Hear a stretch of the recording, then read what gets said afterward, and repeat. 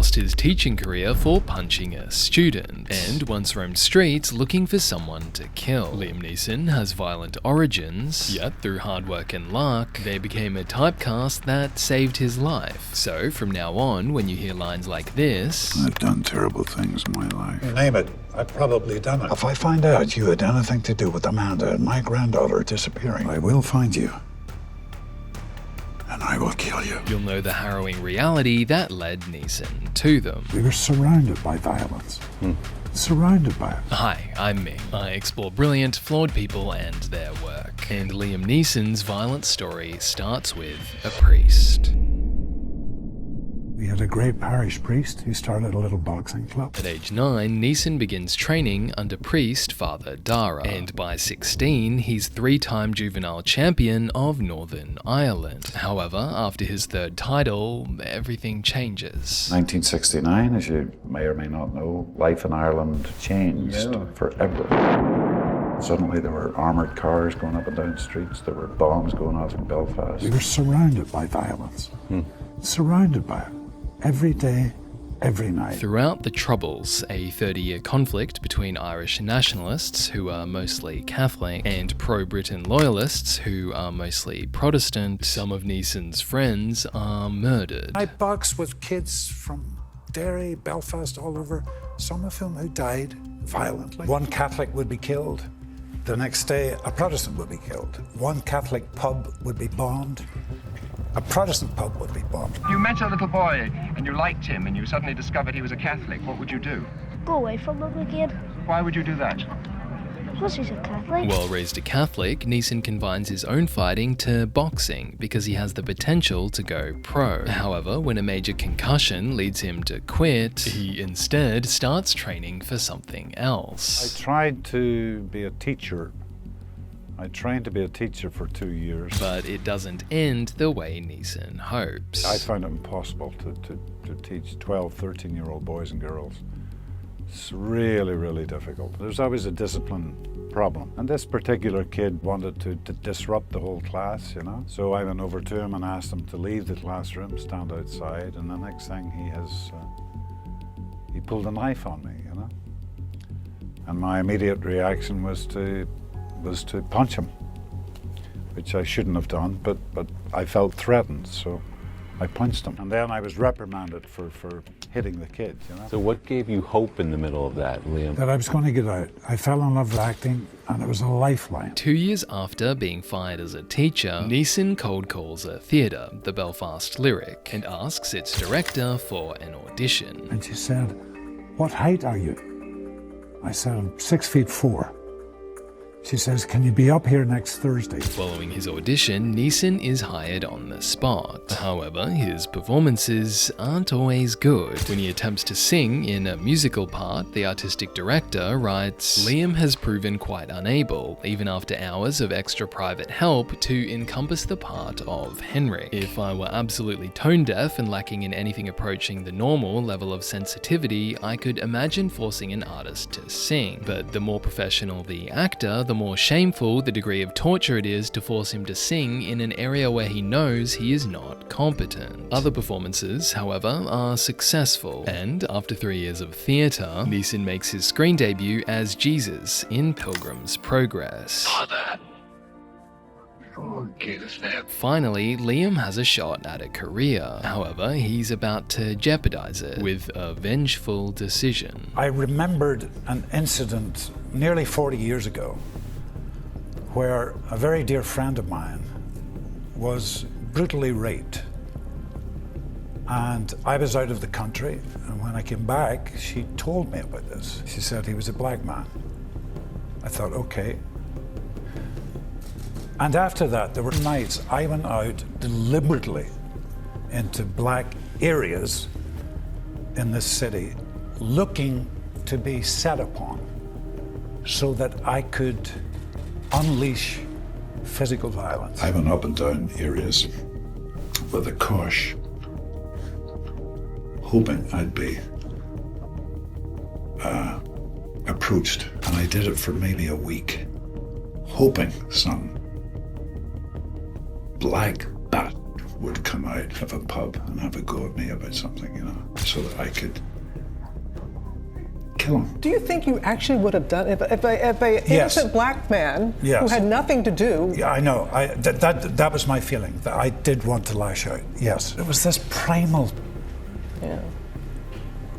hatred that really, really shocked me when I eventually came down to earth. Horrible when I think back, but I did that, and I've never admitted that. It's awful.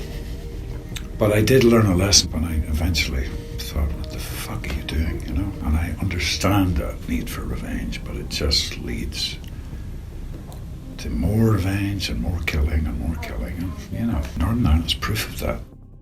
After the incident, Neeson seeks support. I went to a priest, I heard my confession. I have two very, very good friends that I talked to. And believe it or not, power walking. Yeah, 2 hours every day. When Neeson returns to acting, he earns small yet meaningful roles, like supporting Mel Gibson in The Bounty and Robert De Niro in The Mission. I was trained as a mercenary, not as a cook.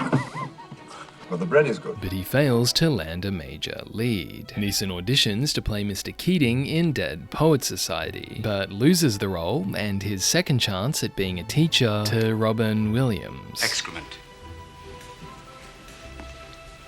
That's what I think of Mr. J. Evans Pritchard. It's hard, isn't it? I mean, it's just hard. And, fuck it, you have to just get over it, you know. The Broadway play is about to help him do that, and also change his life in two major ways.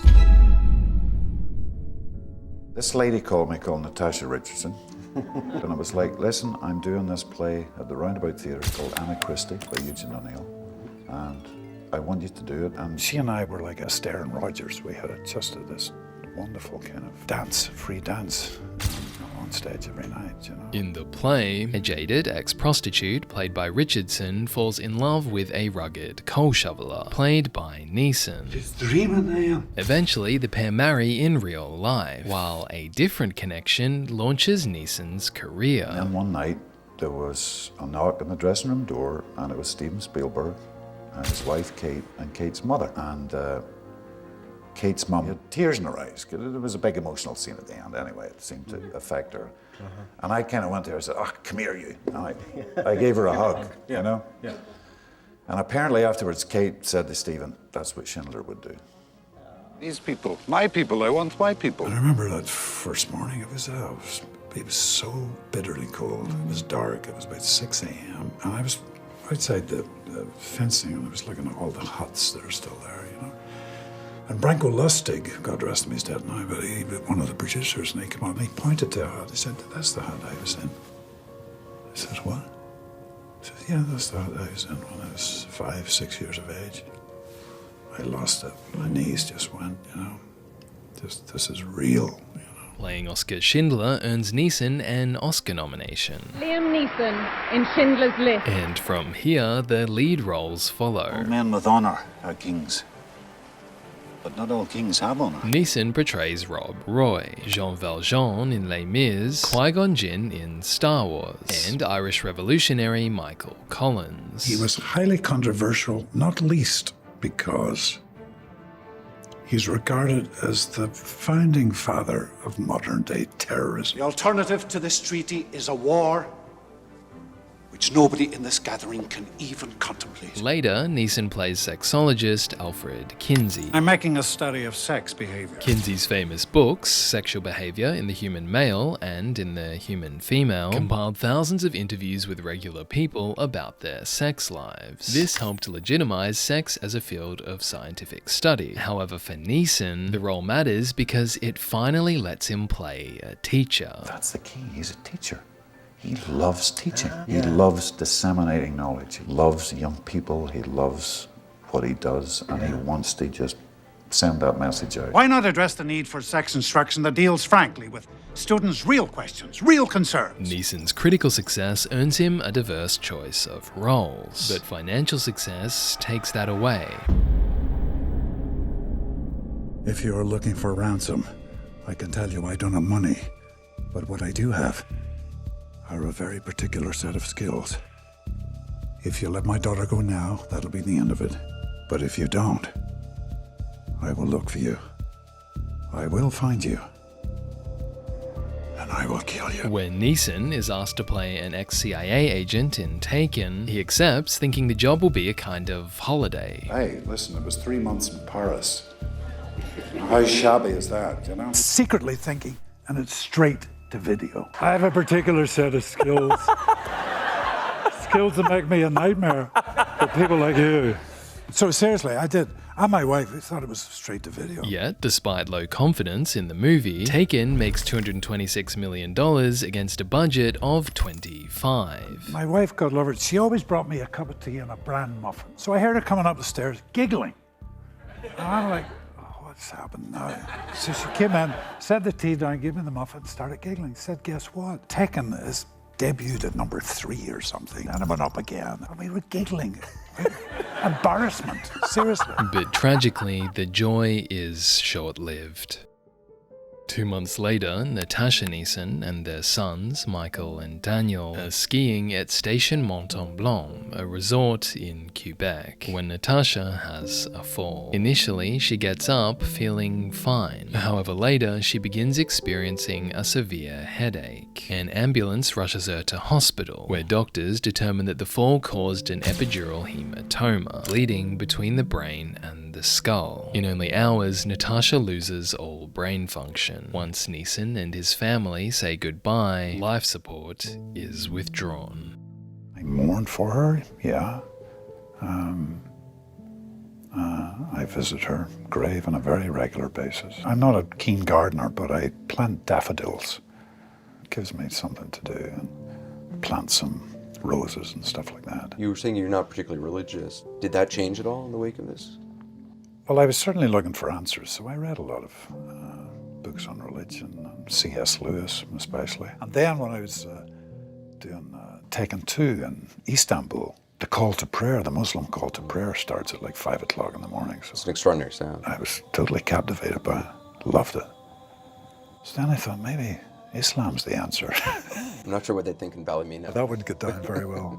That would not.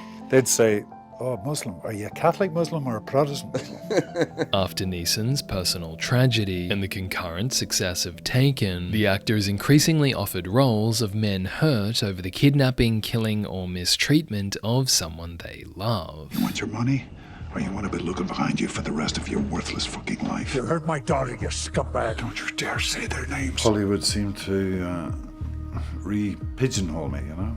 And they started sending me quite a few of these action scripts. But yeah, I'm going to do a couple more, I think, for this year and next year. I've got a couple planned. Between Taken and today, Neeson plays this type in 19 films, where some feature sons who share names with his real-life sons. I'm going to do what I have to do to protect Michael. As long as you're coming after Michael. I'm coming after you. In 2020, Neeson and Michael act together in a film that breaks the revenge thriller time loop and feels more real than any other. Do you think about her much? I think about her every day. You can't remember her, and I can't forget.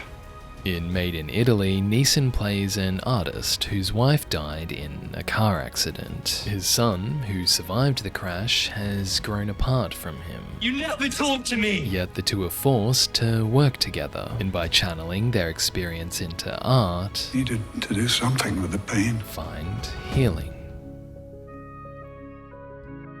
For more stories of brilliant, flawed people and their work, subscribe.